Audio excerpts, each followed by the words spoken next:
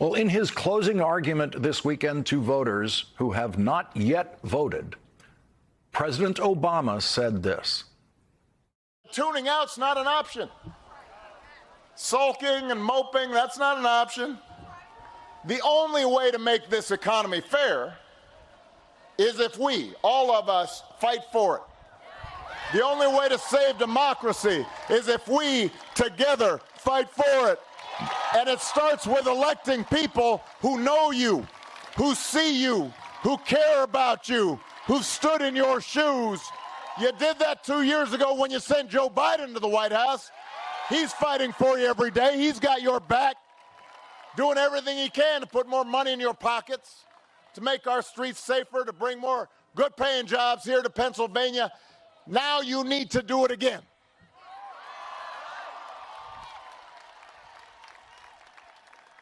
Because while there may be a lot of issues at stake in this election, there is one basic question that you should be asking yourself right now, and that is, who will fight for you?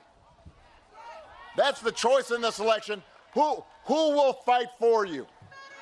Who will fight for working people who are struggling to pay their bills? You know, listen, inflation's a real problem right now. It's not just here in America, it's worldwide.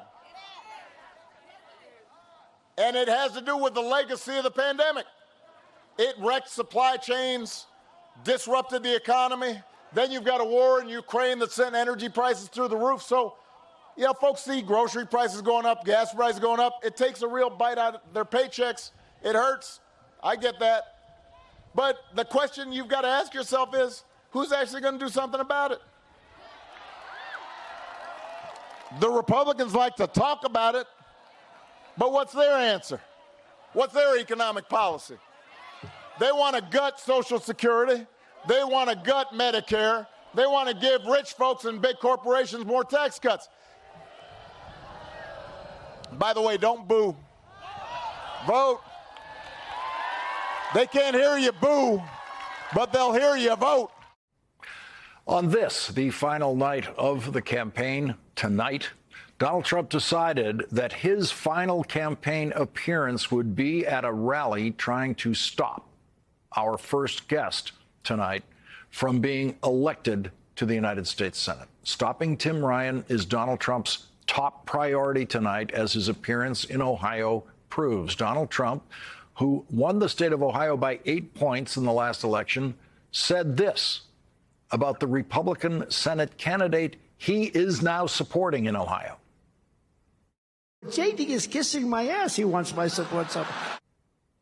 Our first guest tonight, Ohio Senate candidate Tim Ryan, reminded Ohio Republicans what his opponent, J.D. Vance, has said about Donald Trump.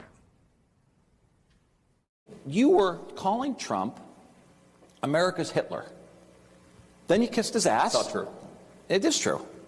And then you kissed his ass, and then he endorsed you. And you said he's the greatest president of all time.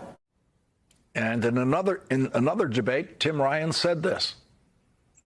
I think the problem is when you have guys like J.D. Vance who can't stand up to anybody. Like just a few weeks ago in Youngstown, on the stage, Donald Trump said to J.D. Vance, all you do is kiss my ass to get my support. He said that. That's bad, because that means J.D. Vance is going to do whatever he wants. Mitch McConnell's given him $40 million. He's going to do what he wants. And Peter Thiel gave him $15 million. He's going to do what he wants. And here's the thing that's most troubling about this lack of courage, is that after Trump took J.D. Vance's dignity from him on the stage in Youngstown, J.D. Vance got back up on stage and started shaking his hand, take a picture, saying, hey, aren't we having a great time here tonight? I don't know anybody I grew up with, I don't know anybody I went to high school with that would allow somebody to take their dignity like that and then get back up on stage. We need leaders who have courage to take on their own party. And I've proven that, and he was called an ass kisser by the former president. In the first year of his presidency, Donald Trump promised to save the General Motors plant in Lordstown, Ohio. Donald Trump told people, quote, don't move, don't sell your house, end quote. The Lordstown plant closed 2 years later in 2019, leaving 1,600 people without the jobs Donald Trump promised he would save. Donald Trump is back in Ohio tonight, trying to win a job for J.D. Vance in the United States Senate.